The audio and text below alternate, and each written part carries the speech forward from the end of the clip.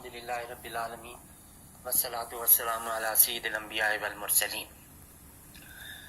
اما بعد فاعوذ باللہ السمیع العلیم من الشیطان الرجیم بسم اللہ الرحمن الرحیم رب اشرح لی صدری ویسر لی امری واحلل عقدۃ من لسانی یفقہوا قولی صدق اللہ العظیم السلام علیکم ورحمۃ اللہ وبرکاتہ۔ آج جو ہم حدیث پاک پڑھنے کی سعادت حاصل کریں گے اس کا موضوع ہے بدگمانی۔ عن ابی ہریرہ رضی اللہ تعالی عنہ عن النبی صلی اللہ علیہ وآلہ وسلم قال ایاکم والظن فإن الظن اکذب الحدیث ولا تحسسوا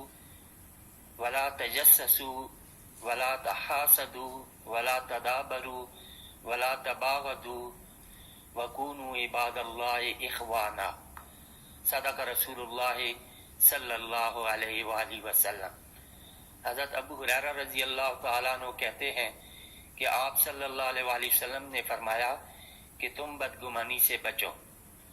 اس لیے کہ بدگمانی سب سے زیادہ جھوٹی بات ہے، اور نہ کسی کے عیوب کی جستجو کرو، اور نہ ایک دوسرے پر حسد کرو، اور نہ غیبت کرو، نہ بغض رکھو، اور اللہ کے بندوں بھائی بھائی بن کر رہو۔ وآخر دعوانا ان الحمدللہ رب العالمین۔